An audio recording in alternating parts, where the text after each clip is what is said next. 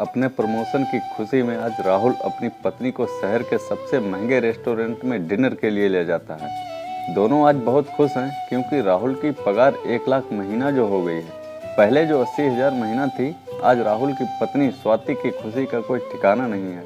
आखिर उसको खर्च करने के लिए अब और पैसे मिलेंगे। आज वह कुछ ज़्यादा ही सज संवर कर डिनर के लिए आई है। आज उसको ऐसा लग रहा है जैसे उसका कोई पुराना सपना पूरा हो गया। आखिर उसके पति की पगार बढ़ी और उसका ओहदा भी। यही तो उसको चाहिए था। आखिर हमेशा से उसने पैसे को ही तो महत्व दिया है। उसको गरीब लोग कभी पसंद ही कहाँ आते हैं। उसको तो महंगी चीज़ें, महंगे रेस्टोरेंट और महंगे गिफ्ट ही पसंद आते हैं। शहर के इस रेस्टोरेंट में सभी लोग महंगे महंगे कपड़े, सूट बूट, और महिलाएं महंगी महंगी साड़ी और वेस्टर्न कपड़े पहन कर आई थी। ऐसा लग रहा था इस रेस्टोरेंट में गरीबों के लिए कोई जगह ही नहीं है। स्वाति आज अपने आप को महारानी समझ रही थी। इतने में वह देखती है कि एक सिंपल से कपड़ों में लड़का उसकी टेबल के पास चला आ रहा था। उसको देखकर स्वाति चौंक जाती है और कहती है, अरे तुम यहाँ कहाँ से आ गए? क्या तुम यहाँ वेटर हो? वह लड़का कुछ नहीं बोल पाता। इससे पहले फिर बोलती है, तुम्हारी हैसियत तो इस रेस्टोरेंट में आने की ही नहीं है। किसके साथ आए हो? तुम्हारा मालिक कहाँ है? या फिर तुम यहीं झाड़ू पोंछा करते हो? इतने में राहुल पूछता है, कौन है यह? तुम जानती हो क्या इसको? स्वाति कहती है, नहीं, मेरे घर के पास रहता था। बहुत गरीब है, इसलिए मैंने पूछा यहाँ कैसे आने को मिल गया। वह लड़का वहाँ से जाने लगता है। इतने में स्वाति उससे जोर से बोलती है, अरे कम से कम बताते तो जाओ, यहाँ करते क्या हो? हम कल फिर आएंगे, फिर तो यहाँ नहीं दिख जाओगे। लड़का मुस्कुराता है और कहता है, तुम आज भी नहीं बदली। पहले भी पैसों पर मरती थी और आज भी पैसों पर मरती हो। अच्छा हुआ जो तुम मेरी जिंदगी में नहीं हो। यह लड़का स्वाति का पहला प्रेमी था, सौरभ, जो उससे बहुत प्यार करता था। पर गरीब होने की वजह से स्वाति ने उसको छोड़ दिया और राहुल से शादी कर ली। स्वाति को यह बात चुभ जाती है और वह चिल्लाकर सौरभ से कहती है, तुम क्या जानो पैसे की कीमत? तुमने तो कभी देखे ही नहीं। तुम तो हमेशा गरीबी में ही रहे हो और हमेशा गरीबी में ही रहोगे। जिसके पास पैसा नहीं होता है उसके पास कुछ नहीं रहता। खैर छोड़ो, मैं तुम जैसे भिखारी से पैसों की बात क्यों करूं? इस रेस्टोरेंट में तुम जल्दी से जाओ, मेरा वक्त बर्बाद मत करो। यह बात सुनकर सौरभ बाहर जाने लगता है। इतने में उस रेस्टोरेंट का मैनेजर आकर स्वाति से कहता है, आप प्लीज़ इस रेस्टोरेंट से बाहर निकल जाएं। आप यहाँ पर खाना नहीं खा सकते। क्यों नहीं खा सकते खाना? हमारे पास पैसे हैं, फ्री में थोड़ी खाने आए हैं। तुम्हारी हिम्मत कैसे हुई है कहने की? हो कौन तुम? स्वाति चिल्ला के मैनेजर से बोलती है। होटल मैनेजर स्वाति से बोलता है, प्लीज़ हम आपसे रिक्वेस्ट कर रहे हैं, आप यहाँ से चले जाएं। अब आप यहाँ खाना नहीं खा सकते। देखते ही देखते कुछ बाउंसर उस टेबल के पास आ जाते हैं।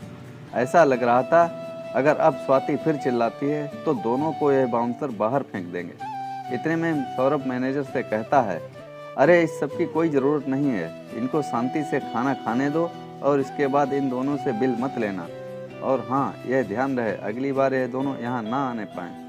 स्वाति यह देखकर चौंक जाती है। वह मैनेजर सौरभ की बात इतनी आसानी से कैसे मान लेता है? वह आश्चर्यचकित होकर मैनेजर से कहती है, कौन है यह आदमी जिसकी बात तुमने इतनी आसानी से मान ली? मैम, आपको नहीं पता ये कौन है? जहाँ आप खाना खा रही हैं उस होटल के मालिक को ही नहीं जानती हैं? वह तो शुक्र है कि सर बहुत कम गुस्से वाले हैं, नहीं तो आज आप दोनों को बाहर करवा दिया होता। क्या सौरभ होटल का मालिक? हाँ, इस होटल का मालिक। पर कैसे? यह तो बहुत गरीब था। सुना तो मैंने भी है कि सर पहले बहुत गरीब थे, पर उन्होंने अपनी मेहनत और लगन से 4 साल में 300 करोड़ की कंपनी खड़ी की है। उनका यह अकेला होटल नहीं है, उनके 10 होटल और इस शहर में हैं। पर सर हैं बहुत ही सिंपल, ना किसी बात की अकड़, ना किसी बात का घमंड। सुना है सर को किसी लड़की से बेइंतहा प्यार हुआ था और वह लड़की सर को सिर्फ इसलिए छोड़कर गई थी कि उनके पास पैसे नहीं थे। इसी वजह से दिन रात मेहनत करके सर ने यह कंपनी खड़ी की है। आज सर के पास सब कुछ है। यह बात सुनकर स्वाति मन ही मन सोचने लगी कि जिस आदमी को मैंने पैसे के लिए छोड़ा, आज वह आदमी किसी राजा से कम नहीं है। आज उसके पास सब कुछ है और मैं 1 लाख की पगार में खुशी मना रही हूँ। सौरभ आज करोड़ों कमा रहा है। अगर मैं सौरभ के पास वापस चली जाऊं तो क्या गलत है? वह मुझसे प्यार तो करता ही है। मेरा तो हर सपना पूरा हो जाएगा हीरे के गहने पहनूंगी और बड़ी बड़ी कारों में घूमेंगे। शाम के समय स्वाति बिना कुछ सोचे समझे सौरभ के पास चली जाती है और अपनी गलती की माफ़ी मांगते हुए कहती है, मुझसे बहुत बड़ी गलती हो गई, मैंने तुम्हारे प्यार को नहीं समझा।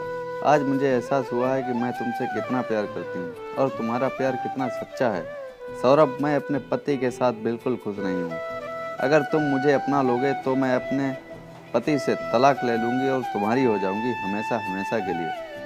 सौरभ यह बात सुनकर स्वाति को जोर से खींचकर एक थप्पड़ मारता है और कहता है, अरे बेवफा, पैसे की भूखी औरत, कम से कम जिंदगी में किसी एक के साथ तो वफा कर।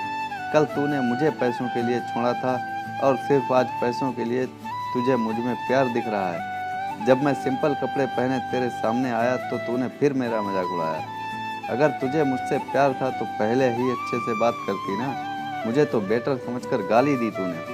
स्वाति जोर जोर से रोने लगती है और कहती है, मुझे माफ़ कर दो, मैं तुम्हारे बिना जी नहीं सकती, प्लीज़ अपना लो मुझे, प्लीज़ अपना लो मुझे।